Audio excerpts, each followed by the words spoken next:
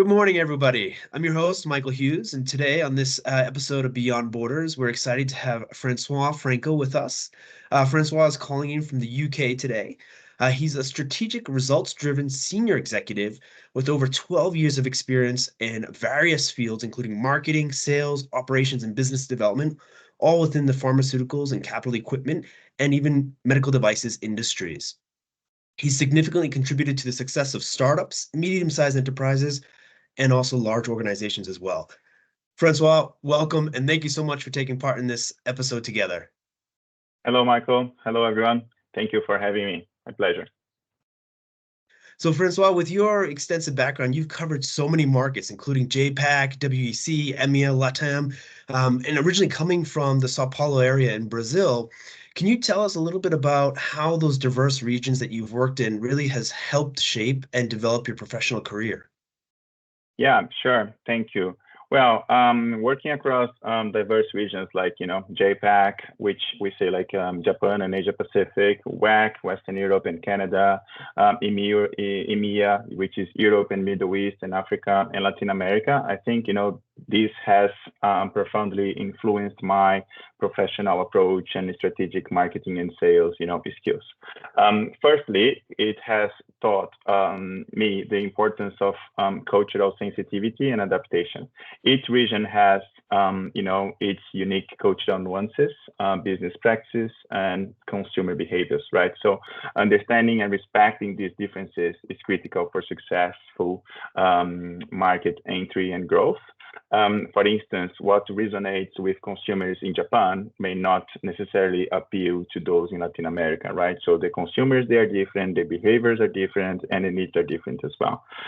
Therefore, I have learned, to tailor marketing messages, product positioning, sales strategies to align with local preferences and, their feelings. Secondly, I would say working across these regions has increased even more my appreciation for market diversity and the need for flexibility in approach.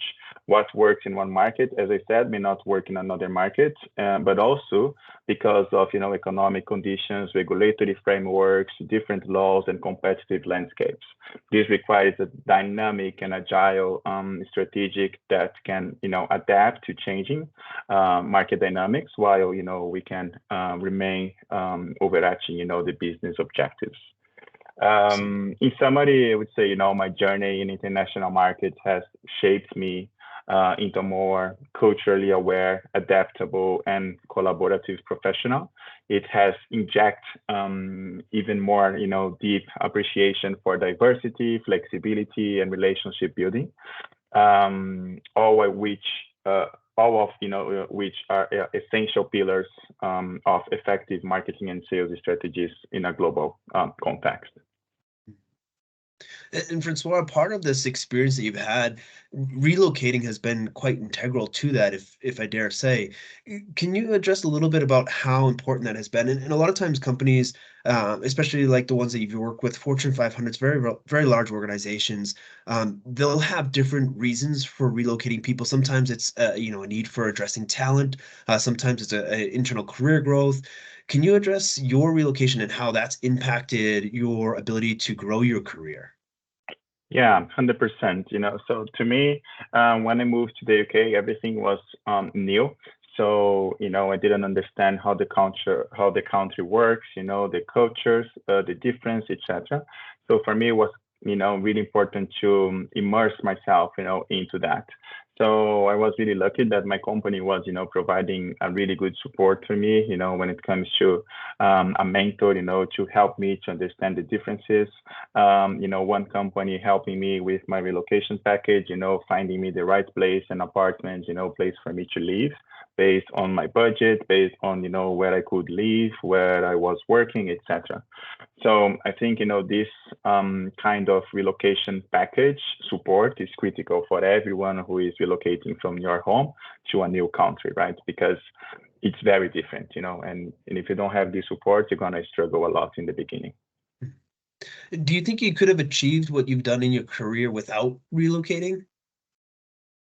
No, I don't think so, to be honest, because now I feel that, this has shaped me professionally, so I feel I am a better professional, but also a better person, so Mm. this makes me, cherish more things, like, for example, family, friends, the importance of that.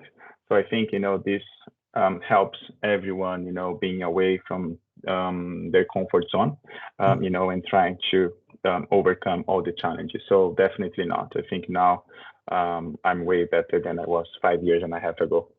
Wow. Yeah, the relationship aspect of it can be so critical, especially because you're not only just changing your environments, but you're embracing new networks, building new relationships. So while you're getting exposure to other markets, you also have an opportunity to build connections with individuals in those markets. And you going into London as well, into the UK, that in itself was an experience.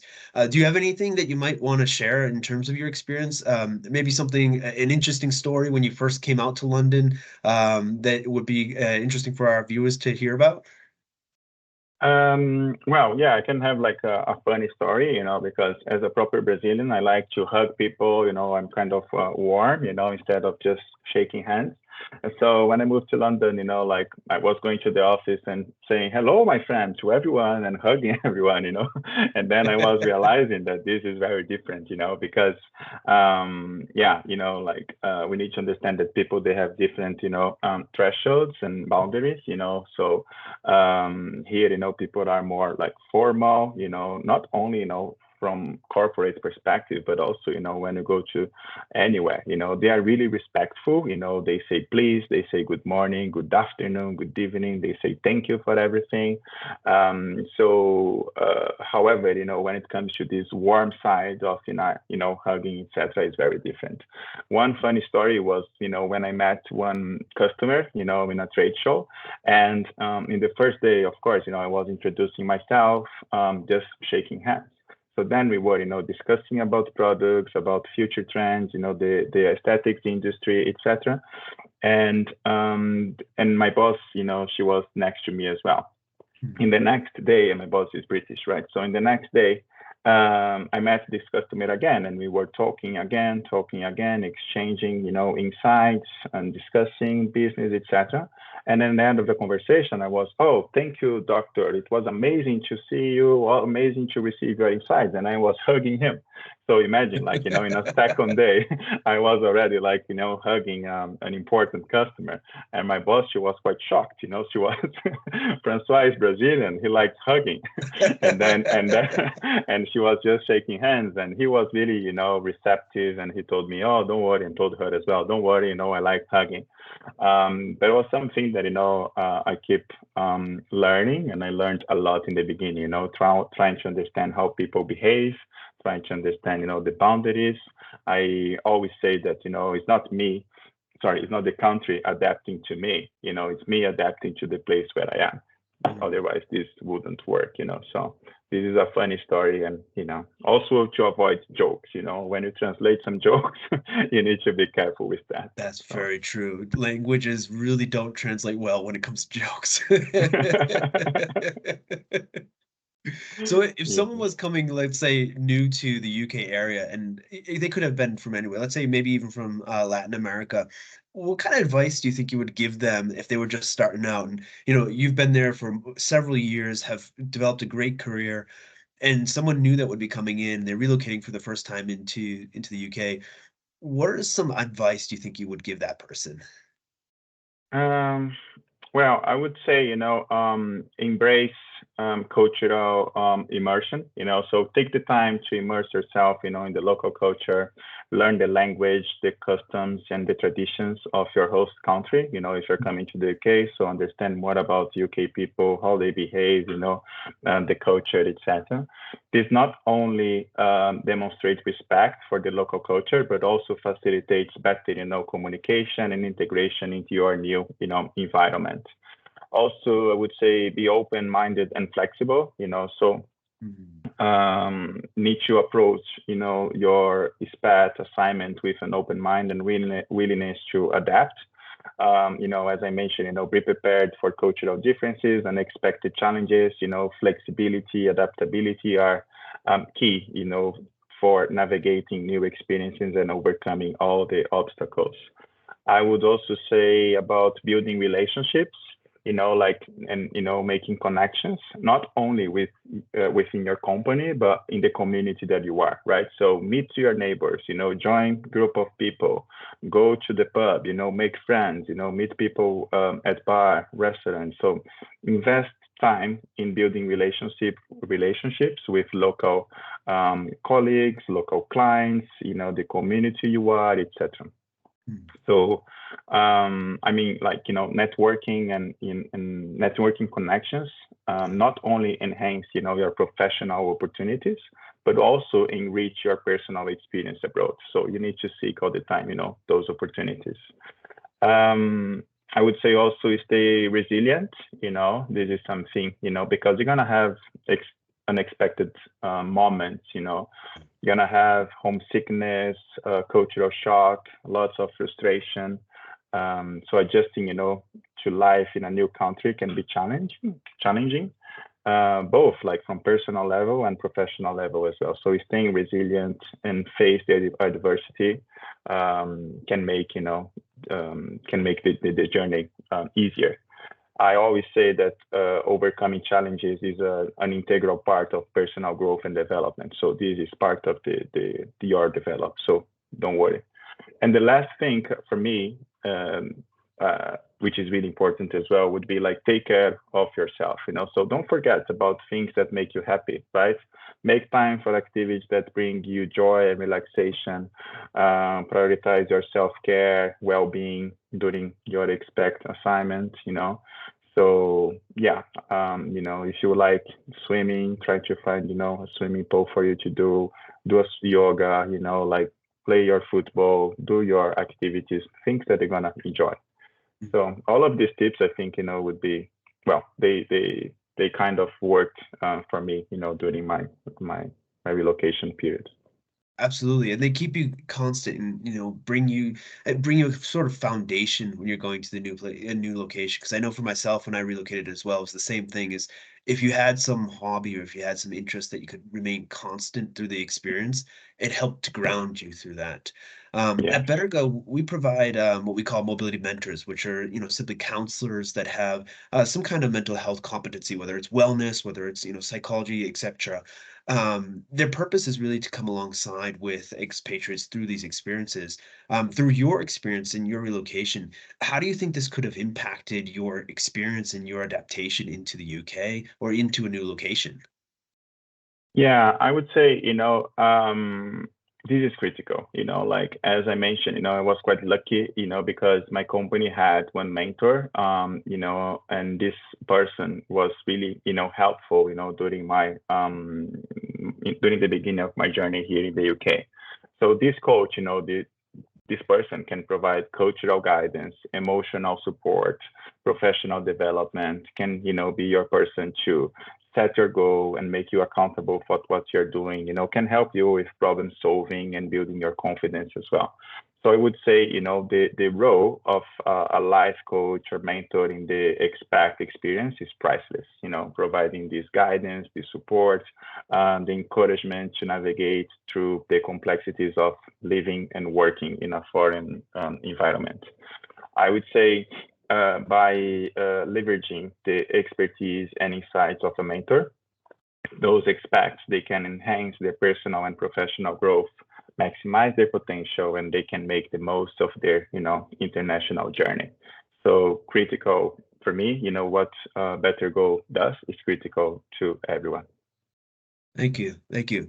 And finally, for expats that are looking to grow their careers while being abroad, you gave some recommendations of how to adapt personally and how to get involved in the local communities, and really make yourself have yourself thrive through the experience.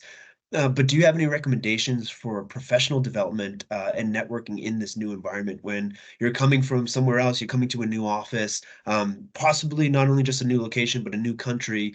What are some things do you think that would be helpful for people to keep in mind on in terms of making the most out of that experience? Even if it was a short-term assignment of 1 to 2 years, what would you give advice for? Yes, I would say, uh, they should build connections, in the company they are working. So, their colleagues, our colleagues, they are the first, they are those who are going, to help you in the beginning of your journey. So just show, that you're not understanding, that you are not clear, just show you can be vulnerable. There is no problem with that because they understand that, it's not easy for you to leave your hometown, to move to somewhere else. So, to build connections in your company, to be humble, to ask for help, ask questions, be curious, like how does that work? How does this happen? Like I think it's really important, to have an open conversation and to ask for support. I would say join professional associations as well. This person should also, join those kind of associations, attend networking events, can also utilize online platforms, in the company, but outside of the company as well. For example, LinkedIn to build connections with professionals in the same industry or geographic location, right? Because it's all about networking, it's all about networking, and those people, they are going to help you a lot during your onboarding and your learning journey about the new country. I love that you mentioned the word vulnerability because that's such an interesting concept. Because when I think of that, I'm thinking, wow, how important would that be if you're transversing different groups, different cultures, different ways of thinking? Because a lot of times we go about our day in a various group of assumptions, right? We know what works, we have a basic understanding. We don't really have to question everything because we've, been exposed to it before. But Yeah. here you are in a new situation, and not just for yourself, but for your colleagues as well, for the people that you're working at, because they're new to your culture and your experiences. And I feel that that vulnerability piece is just, I think that's like a magic word, Yeah. because the opposite would be, you know, perhaps being fearful or closed off or being quiet. And while you may think as the transferee, protecting yourself from making mistakes, that may be interpreted a completely different way from the host location where you're in, and they may be like, oh well, he's not very friendly, this person doesn't want to, they don't want to integrate, or whatever it is. And that kind of forms a basis for misunderstanding, miscommunication, etc. So I'm just imagining when you use that word vulnerability, I feel like that's such a key to enjoy, to fulfilling the experience, but also being able to open doors to networking and relating with other people. Thank you for sharing that. 100%. Yeah, because if you don't share your concerns, right? You're afraid of something, people just think, okay, he knows everything, he's confident. And as a result of that, you may take wrong decisions, right? So there is no problem, for you to ask for help, to show that you don't know everything, also to exchange, the culture, like what I understood, is it right? Is it wrong? Like asking for feedback, ask for reaffirmation, So yeah, I'm totally favorable to that. Wonderful. Francois, it's been incredibly insightful to chat with you and to hear about your experience and the things that you've learned. Thank you so much for sharing that, because it's going to be a huge influence for our listeners and the people that we work with, and understanding how can they adapt to the new locations, what are kind of some advice and skills and tactics that they can use to help with that transition. Thank you so much for the time. It was wonderful to chat with you. And to our listeners, thank you so much for tuning in. Remember, Betago is here to support relocation journeys. We provide mobility mentors that help people along through this process. So stay connected to more stories and insights from beyond borders. And thank you again for attending. Thank you, Michael, and congratulations for this project. Thank you, everyone, for listening. Thanks, Francois.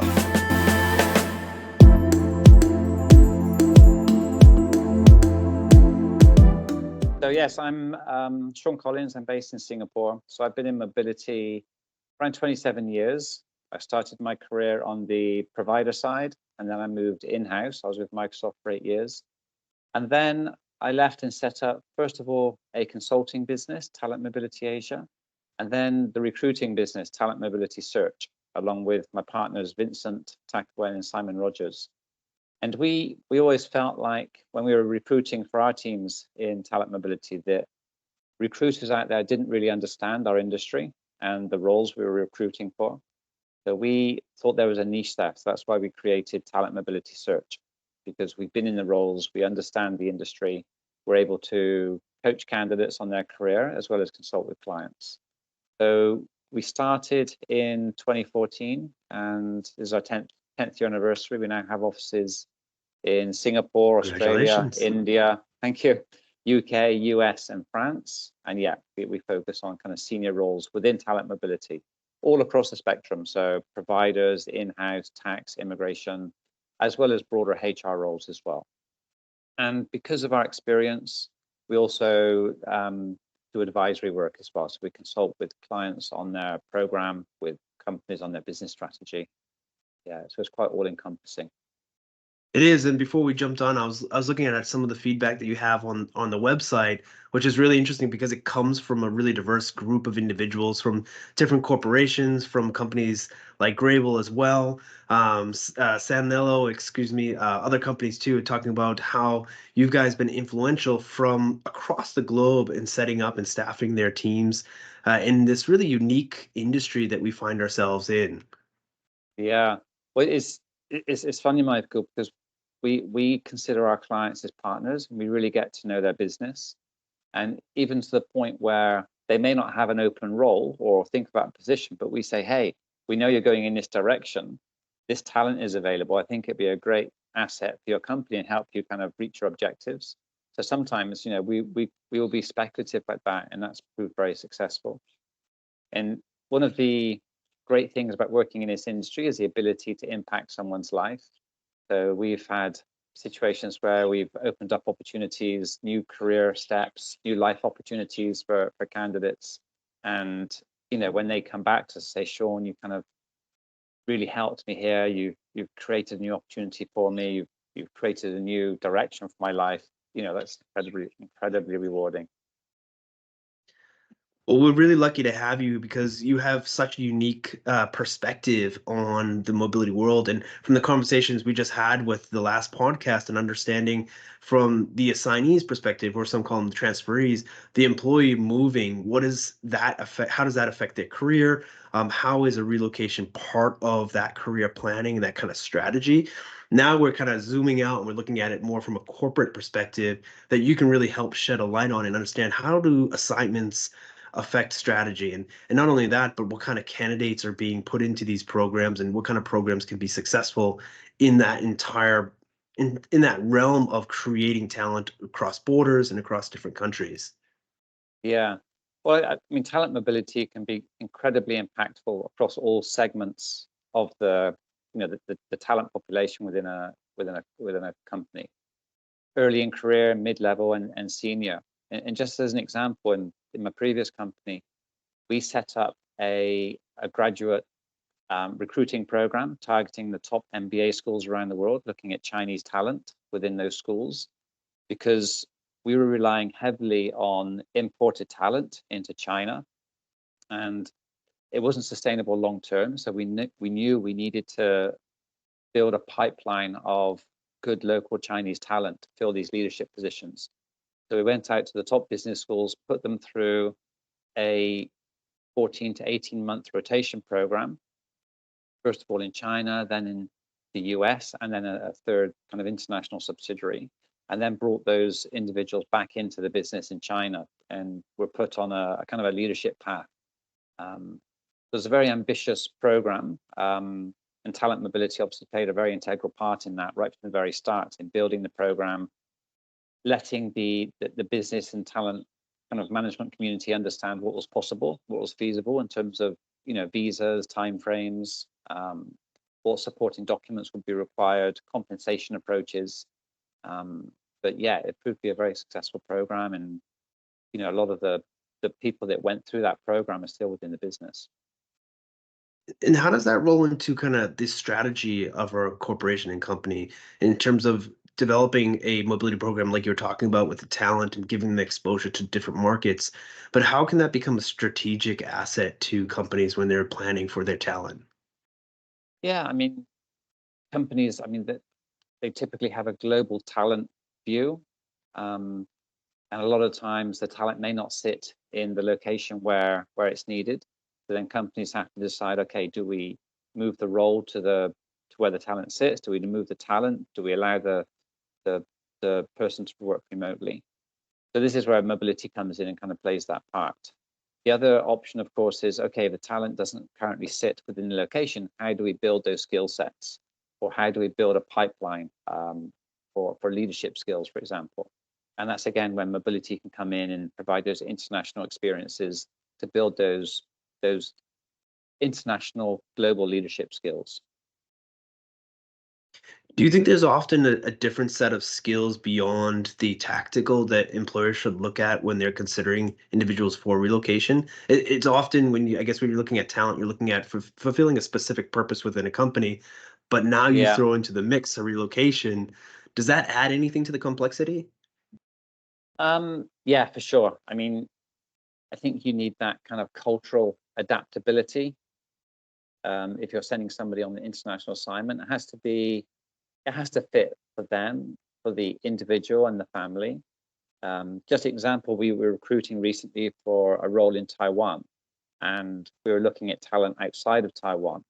And I wasn't considering individuals that couldn't speak Chinese, couldn't speak Mandarin, because I knew it'd be a real challenge to settle in and succeed in this particular role.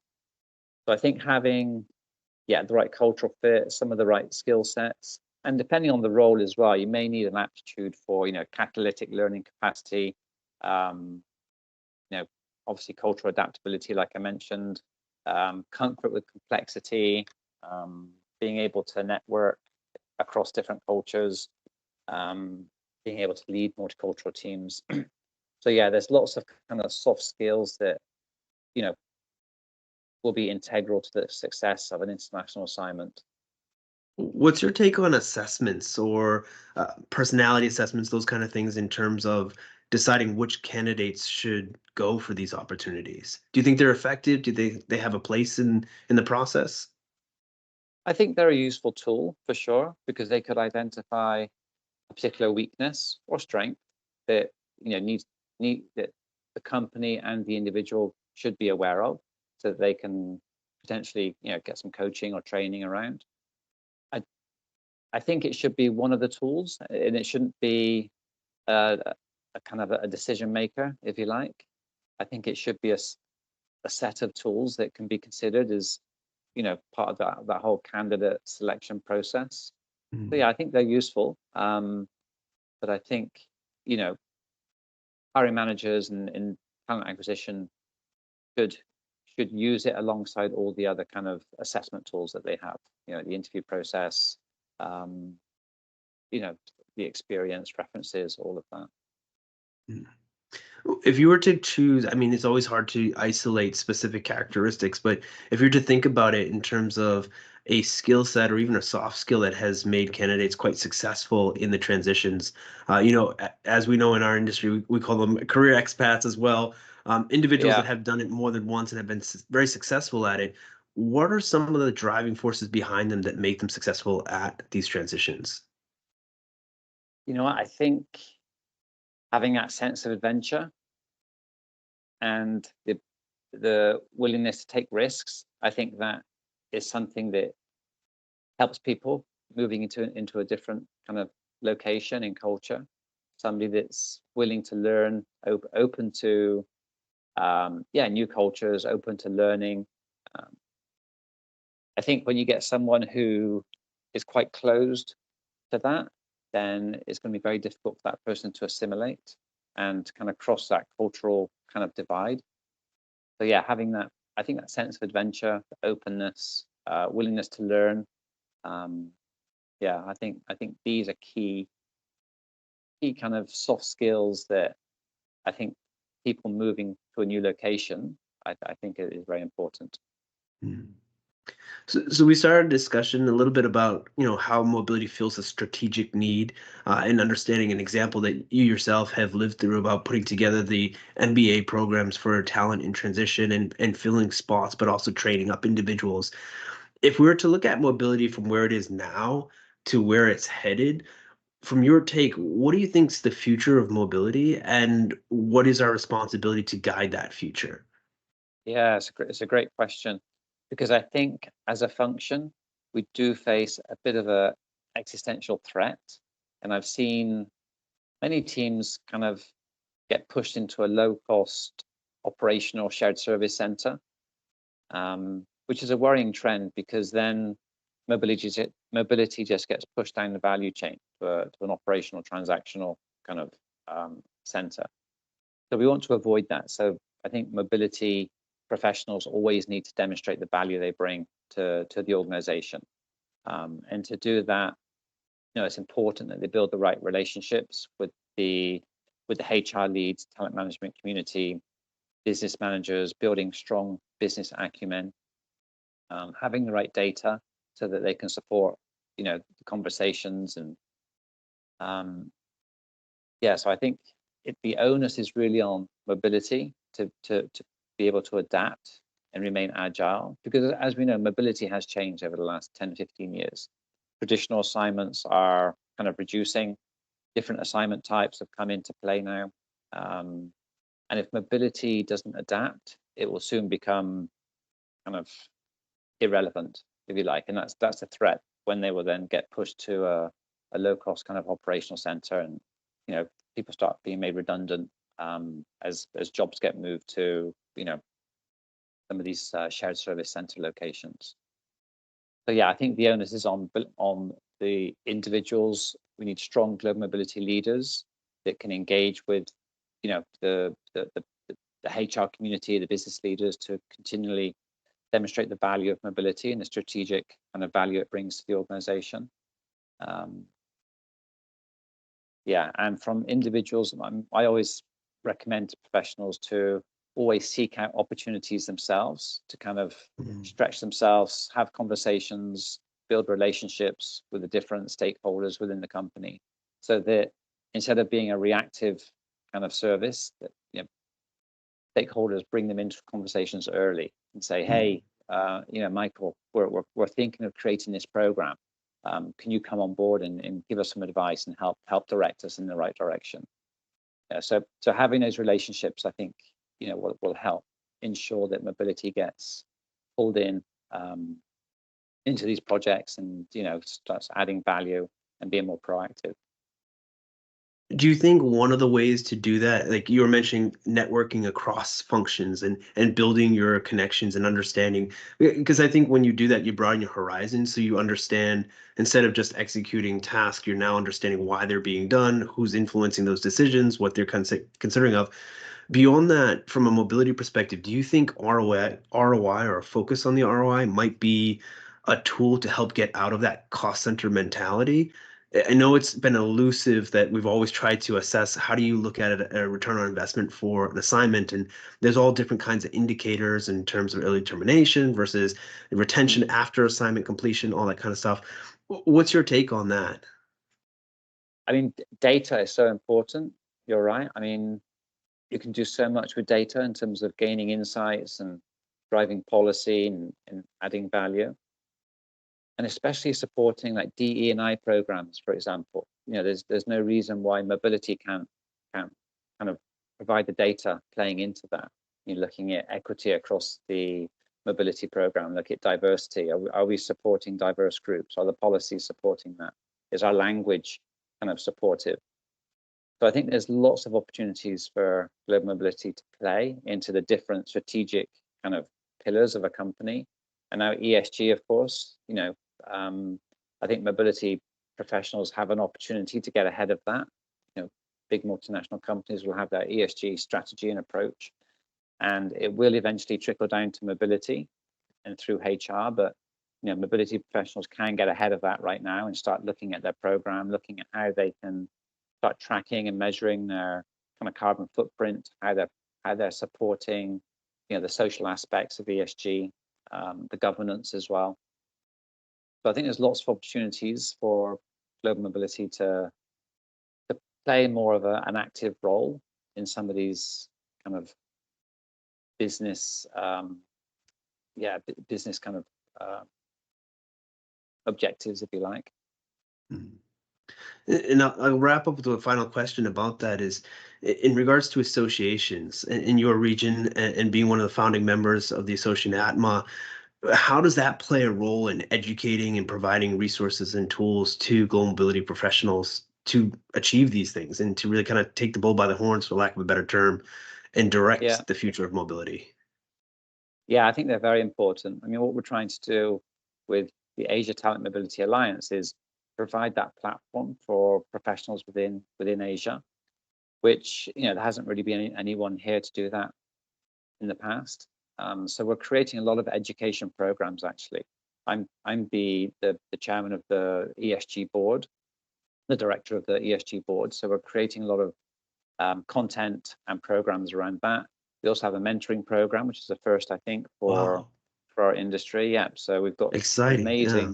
an amazing slate of mentors, and we've just kicked off the program. So we've got several mentees about to start the program as well. So we're trying to do some cool stuff to help, you know, like we mentioned before, help evolve and develop the mobility function within Asia so that it does remain relevant. You know, people have the right skill sets to be successful in the future. That's fantastic. And if people want to get involved in that, how do they reach out? How do they find out more information? Is there a website for Atmo, or what's a Yeah, good way? there's the website is asiatma.com. They can reach out to me as well through LinkedIn. I'm happy to discuss. There's a membership fee. You get access to all these great programs. There's a number of events that we have lined up. Well, the mentorship program alone, I mean, myself living in Asia for nearly 13 years, I mean, there's so many titans of the industry out there, and having that knowledge transfer and that experience. You yourself, how many, 18 years, 20 years in the industry?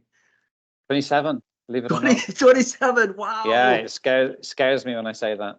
That's amazing. Yeah, Oh, it that's is. fantastic. Well, Sean, thank Yeah, you so much for the opportunity to hear from your side of the fence and understanding from a corporate perspective how talent and how transition and how really an assignment can affect a company's strategy, a company's plan, but also kind of looking at it from the tactical perspective from a global mobility standpoint and understanding where does that lead for the future and how they themselves can take responsibility for directing that future. I think that's a very hot topic these days here in the U.S. that we keep talking about is, we use the term, how do we get the seat at the table? We talked a lot about those kind of assets and those comments about really providing value in those conversations rather than being pushed into a cost center perspective. And I think that's going yeah, to help out a lot. yeah. Good. No, thank you, Michael. Thanks for inviting me, and I love what you're doing here. So, wishing you all the best. Fantastic. Thank you so much. Cheers.